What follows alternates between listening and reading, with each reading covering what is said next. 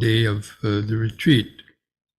And as a little background, yesterday, the talk I was giving was about, or this morning actually, we started talking about the process of impermanence as the main topic or part of the Vipassana meditation, of developing insight into our mind and understanding our mind.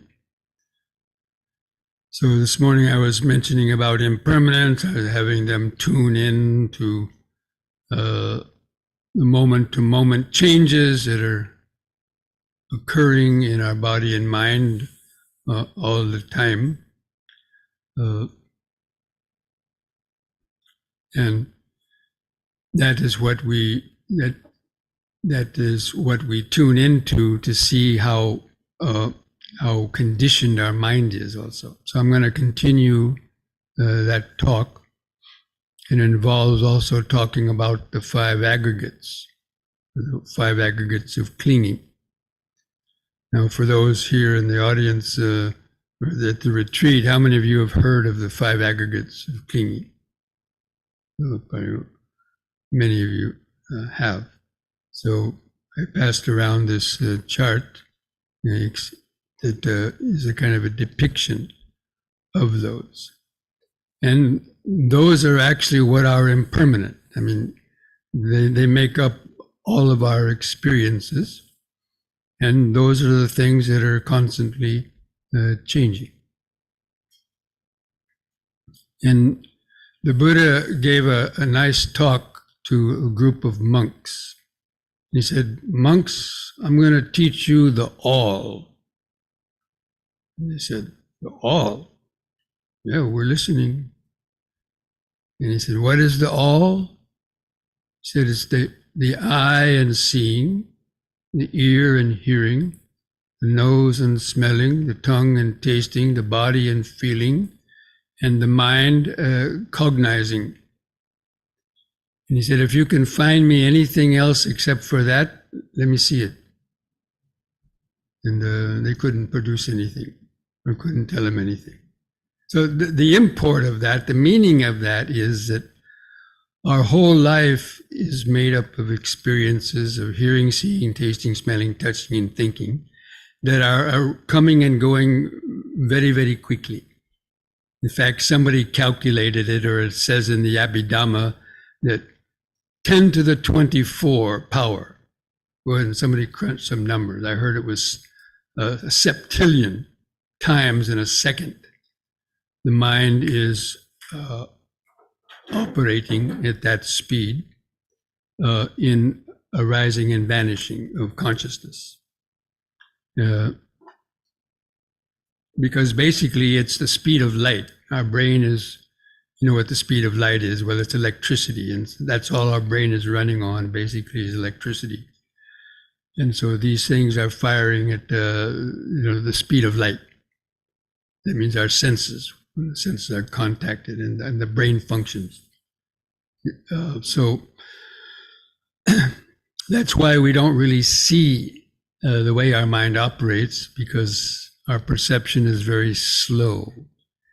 And that's how the illusion is created, the illusion of permanence, and the illusion of self and ego is created in the mind because of this inability to really see that process of impermanence. I know it's complicated and it's hard to understand, but we'll try to get into that a little bit. So, in these 5 aggregates basically are a diagrammal depiction of the mind.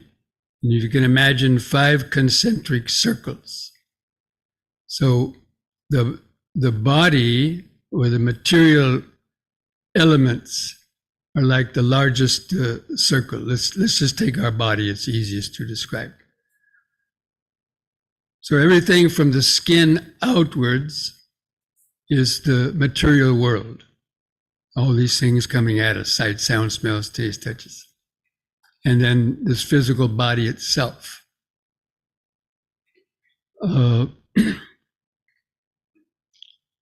With its nervous system. So, also the internal, this body's made up of billions of cells, and they're also vibrating, this web that I've already talked about. So many sensations. Like, how many of you this morning, when I asked you to focus on, feeling so many things coming and going, how many of you thought that you could feel quite a lot of things coming and going in a very short period of time, even within just a few seconds? Maybe you might have noticed quite a few different things, and they appear to be coming and going simultaneously, but actually they're not. You can only fully cognize one thing at a time. And our mind is too slow to really see that process. So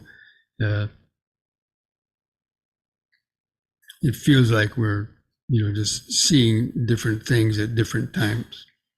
So, but anyway, the material objects, that's our outer shell. So this body is the outer shell. And then whenever we're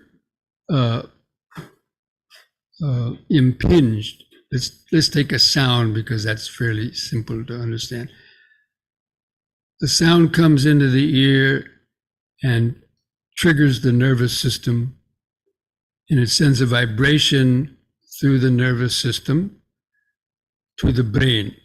While that electricity is passing through the nervous system on the way to the brain, it's picked up by the unconscious mind as this is something pleasant, this is something unpleasant, or it's something neutral. And that is what is called the feeling, the second aggregate of feeling. And we talked about this when we were describing how a baby gets conditioned for pleasurable and painful feelings based on the objects it comes into contact with. So every time the baby would see or hear that chocolate is coming again, that would trigger a pleasurable feeling, because it's a memory in the mind, in the mind. Or whenever it, heard somebody it doesn't like is coming, it might trigger off an unpleasant feeling. So basically, that feeling is a conditioned mental response that we've accumulated through the course of evolution and even in this life itself. So whenever a similar type of object impacts the senses, it's just an automatic process, that because our unconscious mind, the mind is basically operating almost exactly like Google.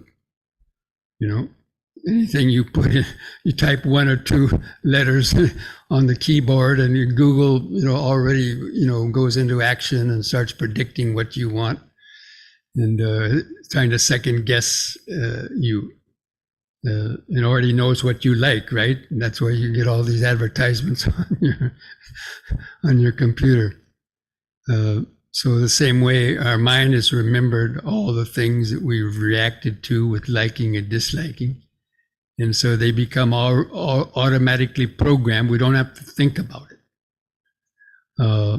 So anyway, that's the feeling is basically the pleasant or unpleasant initial reaction to something coming through the senses, even before it's actually cognized, even before you know what it is, almost. And then the third one is the perception. If you look at the chart, is the perception.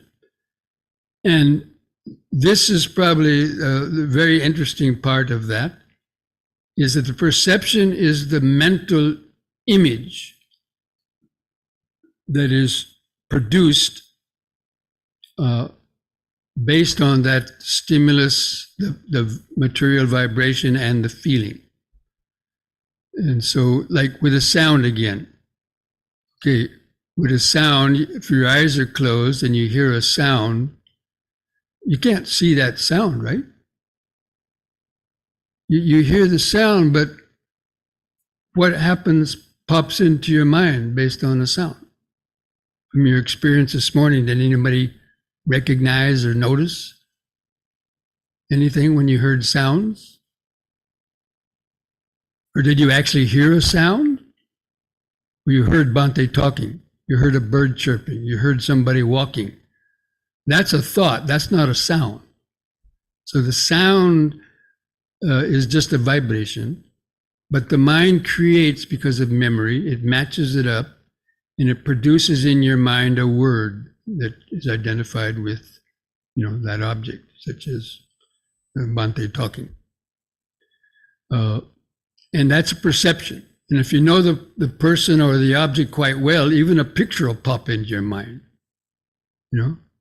I say your mother, you actually, a vision of your mother may come into your mind, or some other object, your pet dog, or anything that you're quite familiar with. An actual visual mental image will be recreated in the mind that matches that word or that vibration. And so that's called the perception.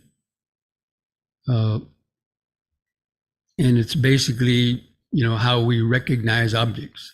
So everything you've come into contact with since you were a baby learning language, right? Your parents used to say, look, that's Dada, that's Mama, that's Fido, that's this. And so the mind has matched up those labels of images and sounds with vibrations and the feelings that they've given us.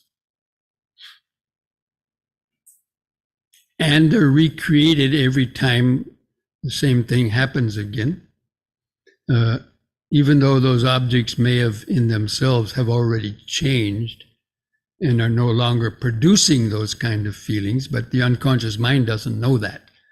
So it's just recreating fear, greed, hatred, worry, anxiety based on feelings or vibrations or feelings that were pre-programmed in us, even if they're no longer viable. Maybe we've already changed our idea about things, but the mind doesn't know that yet, and it has to be retrained. And then based on the perception, we react. And that's the fourth of the aggregates, is called the reactions, if you look at that. That's the way we react to things.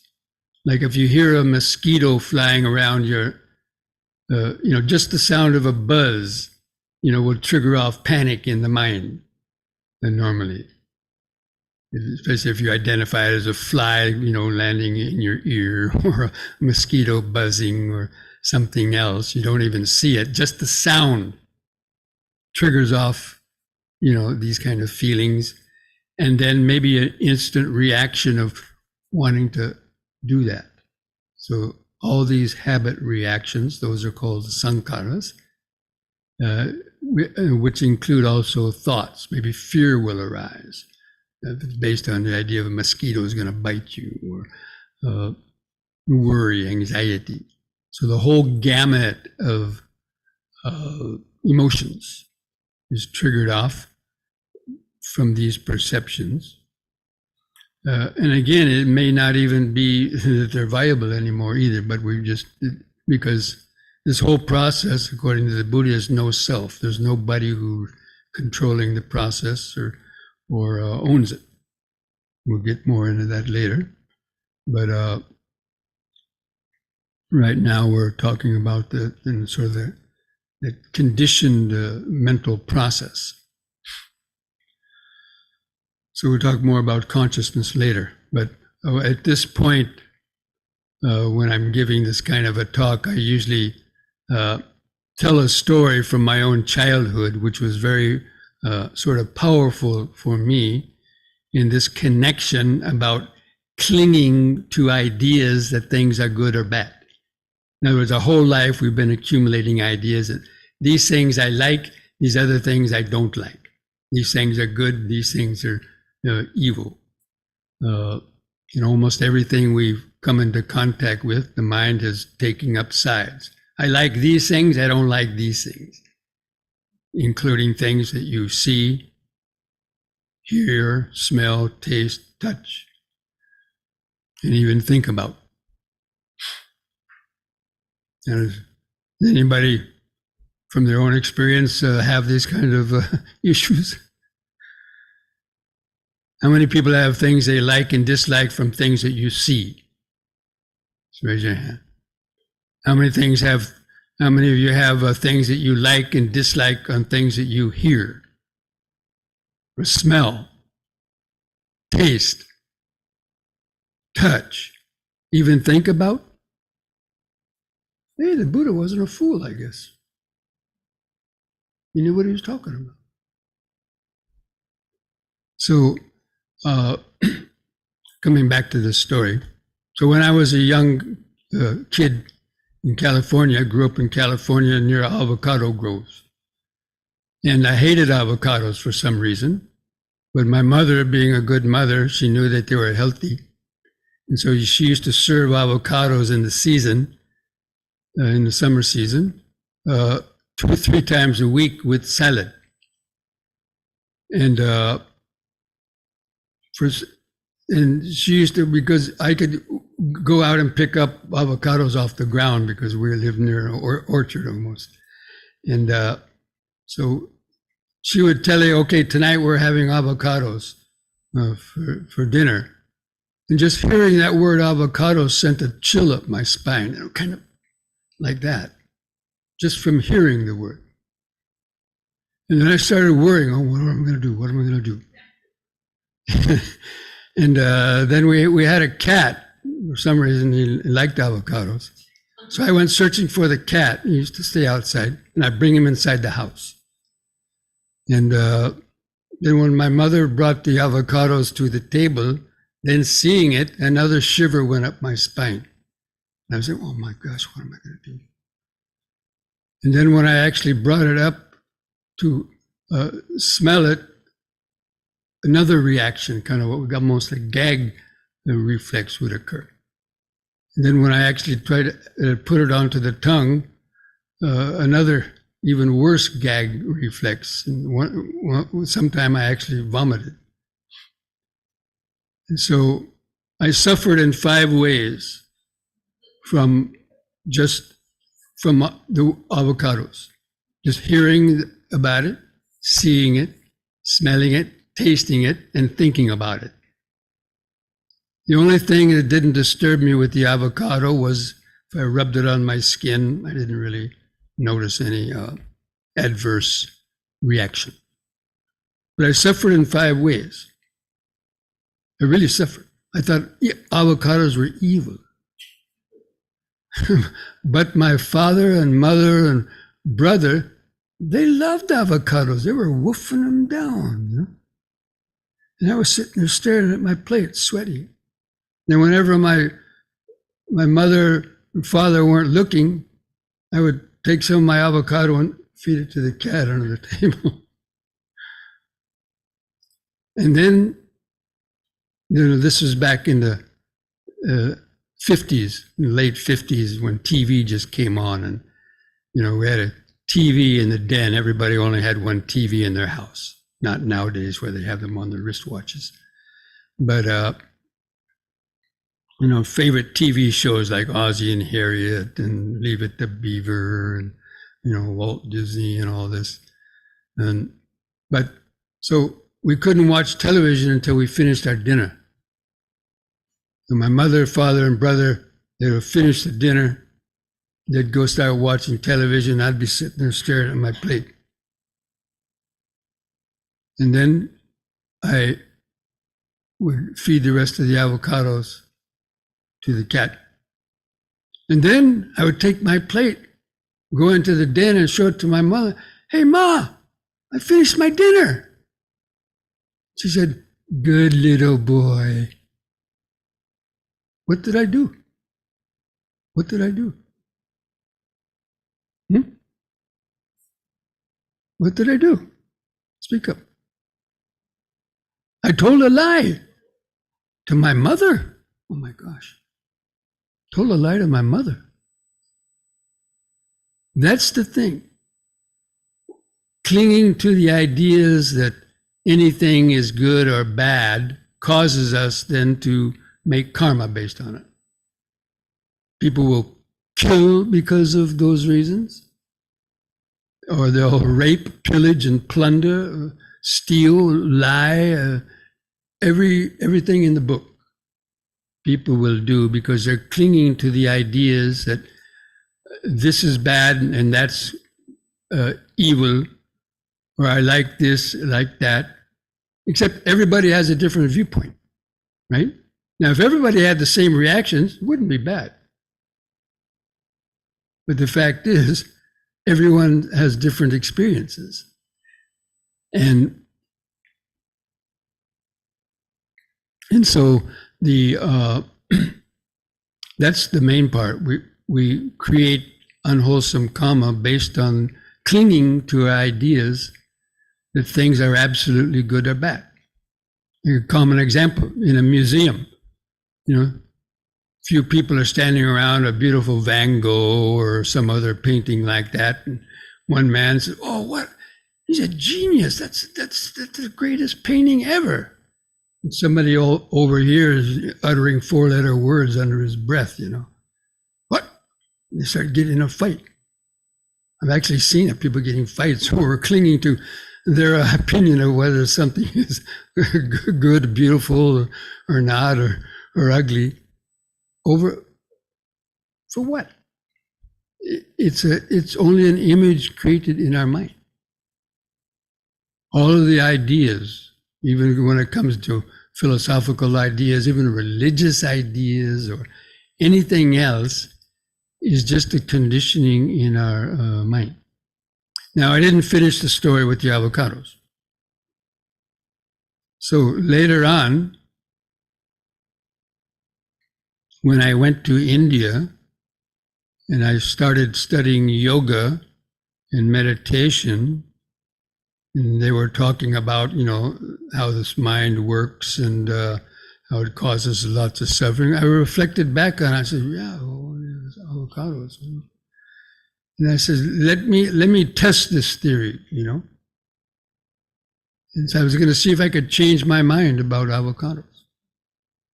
So I got a bag of avocados, and because when I went to the yoga ashram, my yoga teacher was extolling the virtues of avocados, almost like they were now, but this was 50 years ago. So I thought, and I had been sick, so I thought, I really ought to eat some avocados, and so I sat down and I kind of forced myself to eat them. First, I mixed it with some other food to dilute the flavor of it. Then I'd hold my nose and I would, start to eat. And in the beginning, I had some kind of reaction, but I kept on telling myself, avocados are good, avocados are healthy, avocados are the best, and kept on trying to relax around, those thoughts about it. And so after a few days, the reaction started to get less and less. And then after about a week or so, I could stop mixing it. I could take my fingers off my nose. And a couple of days later, I could reduce the amount of food I was mixing in with the avocados. And after about another week or so, I could start eating them kind of plain. And then, most of that negative reaction was changed. And then I began to like avocados. Now I love avocados. That's why almost every day for 5 years, there's never been a day when we haven't had avocados here, because people have heard that story and they keep on sending and bringing them. Even when I went to Germany last month. Okay, so anyway, that was a very powerful experience. So I changed my mind about avocados. Now, if I can change it about avocados, I can probably change it about a lot of other things too. And I'm sure all of you have your own avocado story about something else. spinach, and so many other things, right? So this is a challenge that to show that we suffer simply because of these conditionings, and that's why in the practice of Dhamma we can learn how to change the way we react to things, because again it causes us so many difficulties and problems. So anyway, with the perception, and then that triggers off the reaction. And then the fifth of those aggregates is consciousness. And consciousness is probably the hardest one to actually see, because when we're meditating, you can feel those vibrations. Those are the material vibrations. The sound is a material vibration. So, those are pretty easy, to notice. And then we can notice the feelings that are arising because of that. Like you hear a certain type of sound and it causes a negative reaction. You hear another kind of sound, the birds chirping, and I want to listen to that. And so we just identify, this is a pleasant feeling, this is an unpleasant feeling. And we know how it arose because of our conditioning. This is part of the meditation training. And then at the same time as that perception, the perception arises with the feeling. And then we don't always react to things, but the material vibration, the feeling, and the perception, we can't prevent those from arising, because it just happens in a nanosecond. But the reaction is where meditation plays its important part. We can delay the reaction if we have very keen mindfulness. If we're focused and we're connected, grounded in the body, then we can see those urges come up before we've reacted to them. Like I suggested this morning, how many people remember in this morning's meditation when I said if you notice an urge to move, just make a note of urging. Anybody remember that or did that? Did it help you not to react to something? Because it's very interesting.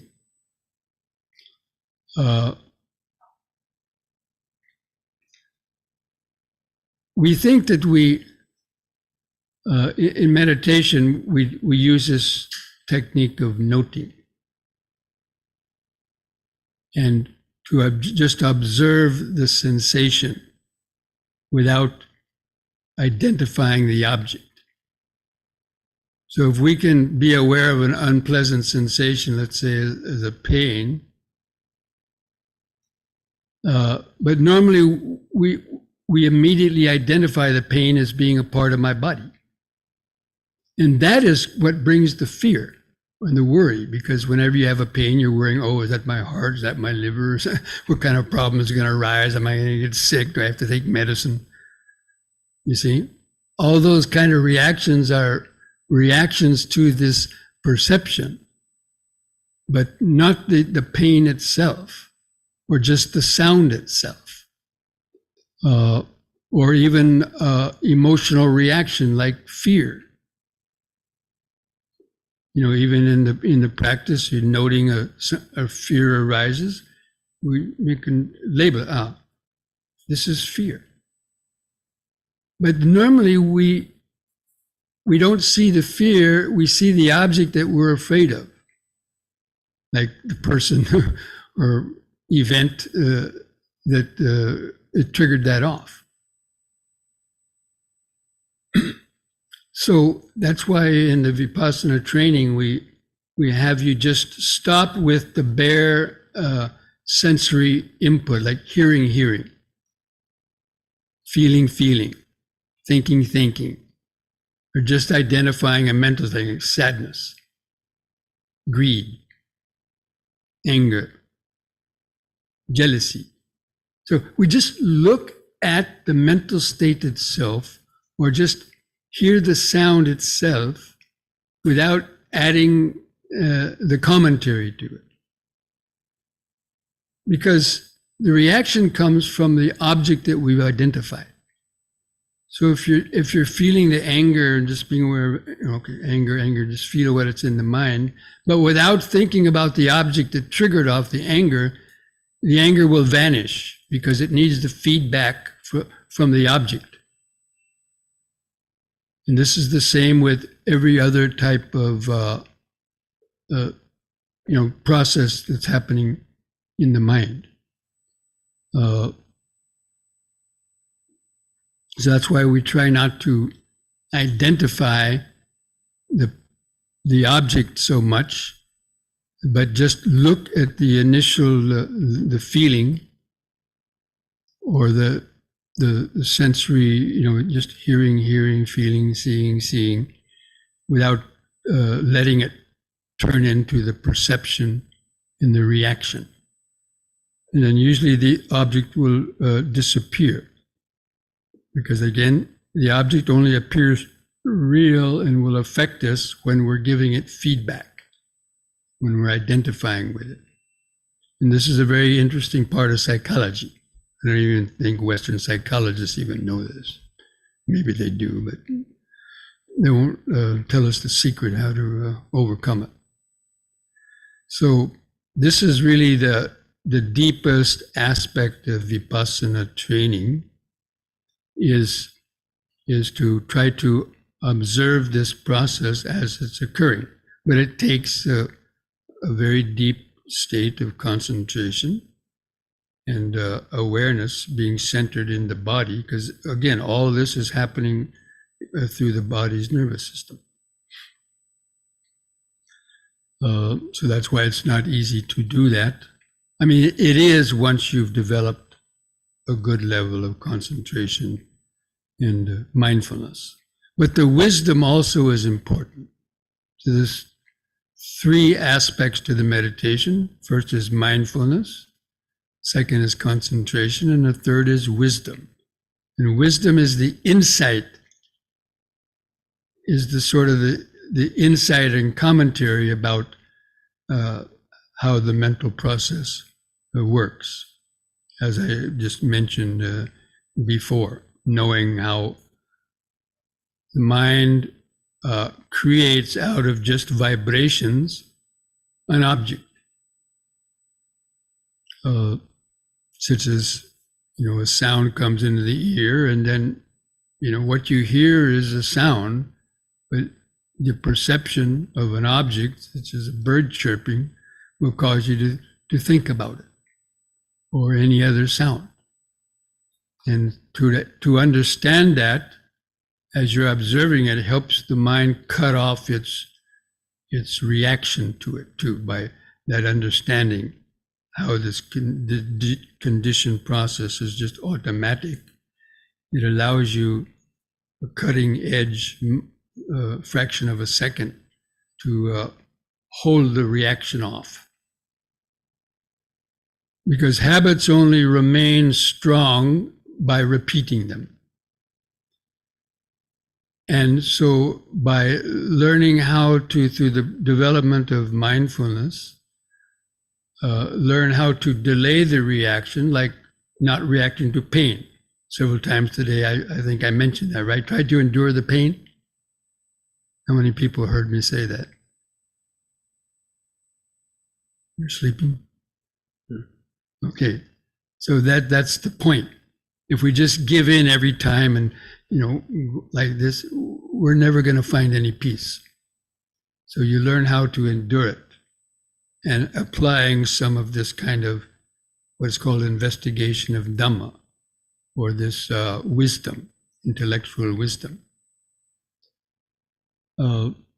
Because, again, like with pains in the body, the evolution of pain, it goes like this. First of all, there's a feeling, sensation arises in your body. Then it's detected as an unpleasant sensation. then the perception identifies it, it's like Google does, as this sensation is in the knee. And then this knee belongs to this larger body. And this body belongs to me. And it's because of the me that then we struggle, because the me doesn't like it. And that's the evolution of the mind. That happens at the speed of light, and that's why it's very difficult to resist it. But that is part of the intellectual wisdom, understanding that, and then learning to endure the pains a little longer, because 99% of them are not going to kill you or hurt you or cause any real physical damage, not in one short meditation period. So, to learn, you have to use some common sense, but anyway, especially like itches. I've seen a lot of people doing this quite a bit. Are any of those things going to kill you? Are they? No. So learn to just watch them.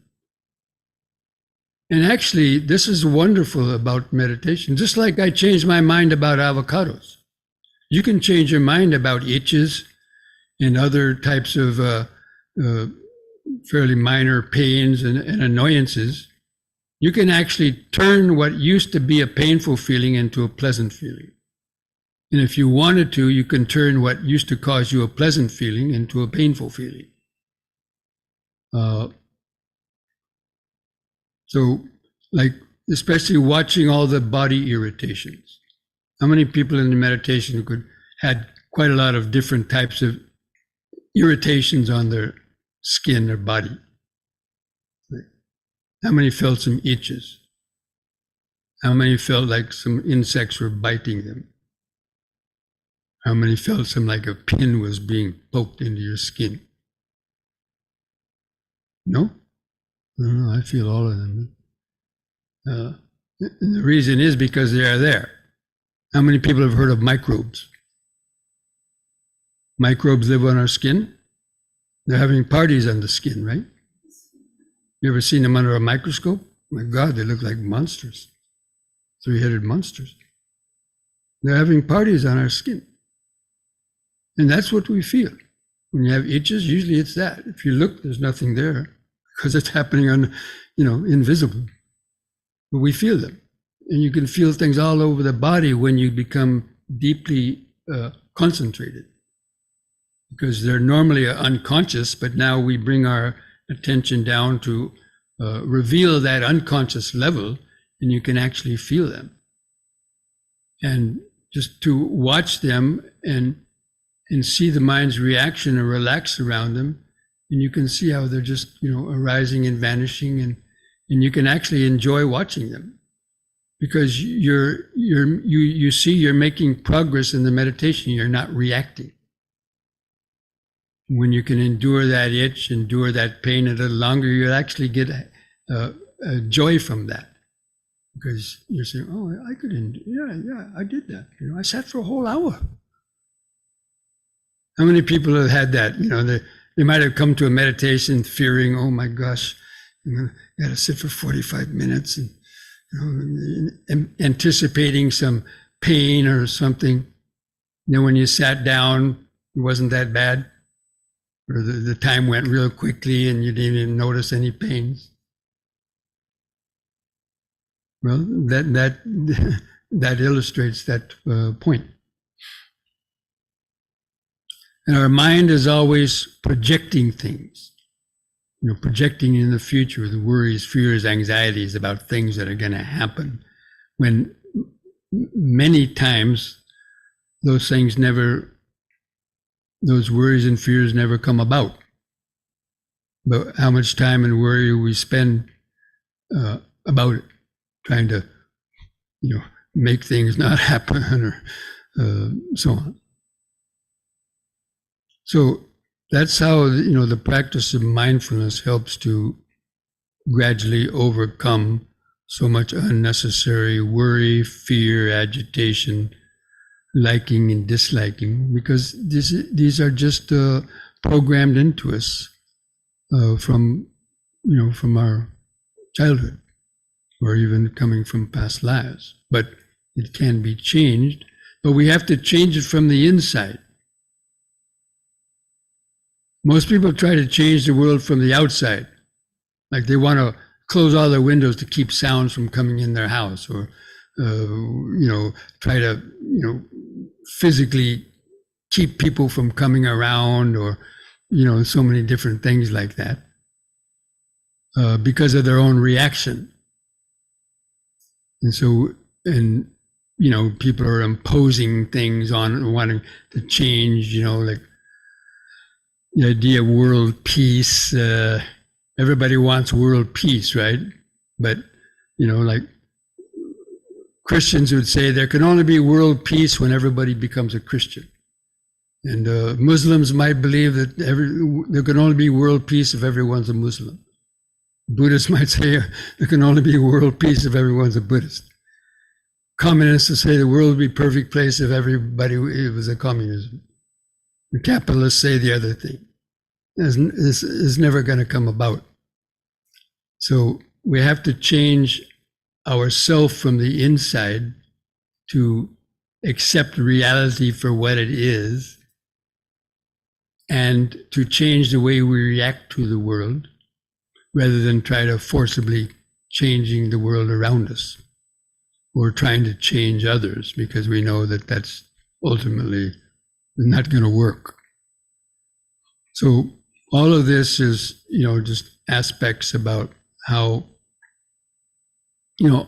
we can reflect on our mind, and how especially the practice of the mindfulness and the meditation will help us to access those deeper parts of the nervous system and the unconscious mind, where these conditionings are arising, and make the changes inside, at the source, rather than trying to change them from the top down.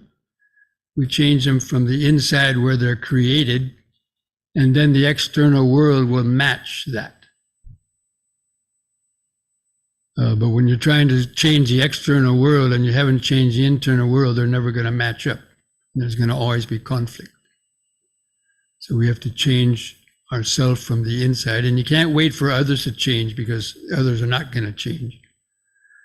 And so first we change ourselves, and to fit the reality of the world, rather than trying to change the world to fit our idea of reality. We have to change ourselves to fit reality as it is.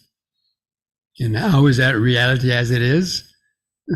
The world's full of suffering and greed, hatred, and delusion, and learn to live with it, and not react to it, and to try to neutralize those reactions in ourselves.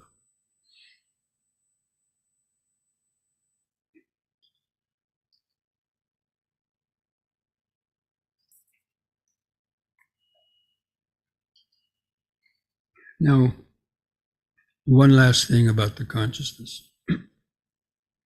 So the sense of I, or self, exists in relationship to the amount of identification we're giving to the past and the future,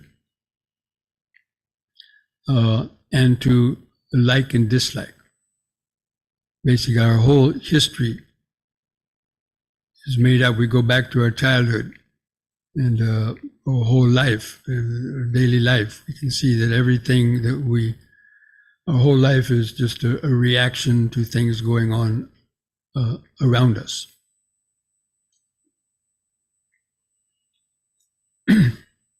So the sense of self, every time let's say you get your desire, let's say you shoot off a fly.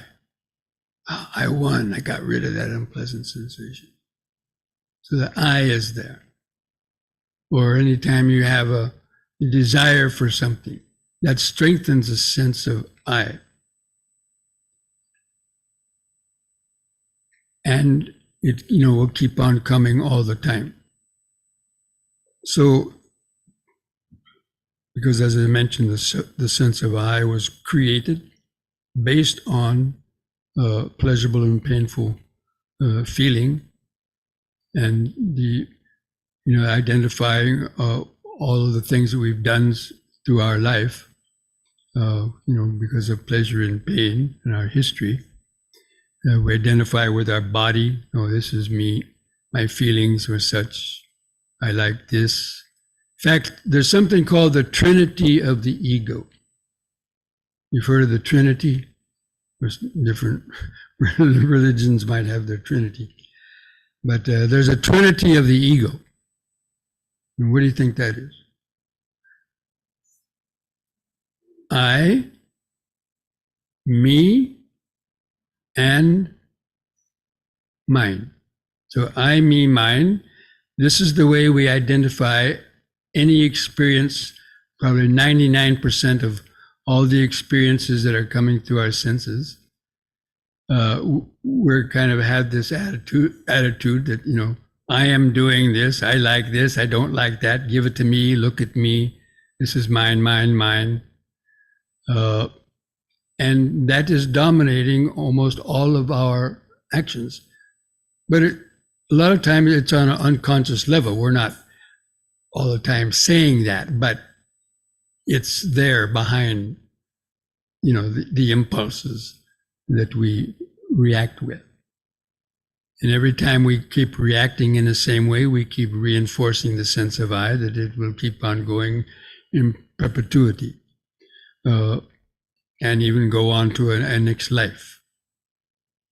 So, in the bedrock or the deepest level of the Buddhist understanding is anatta, meaning the sense of an I is basically an illusion created in the mind, as we've already discussed, how it arises at the time of birth.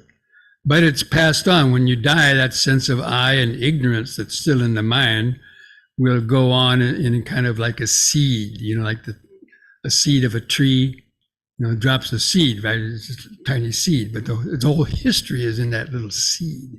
So the same way, our seed of consciousness, when we die, it goes to another life.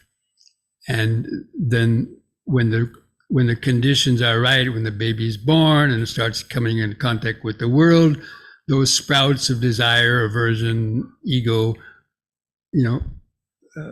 are come back.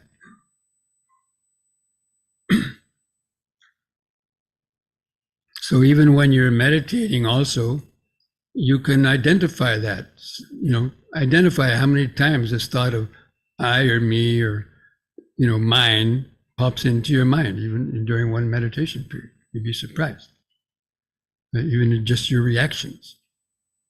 So this is part of the mindfulness training, to observe that, because it makes it more powerful. I mean, I could just, talk for hours about that one thing, but, and it will just go over people's heads. But when you actually kind of make that a focus of your meditation and actually see how it's occurring moment to moment in these sensory experiences, then, it has more sort of power to sort of convince you of that that's the way it's occurring, and seeing the necessity not to be so entrapped by it and kept a slave, basically, of our actions and reactions that we, don't want to do, but yet we keep on reacting the same way over and over again, because we haven't understood the mechanics, of the mind.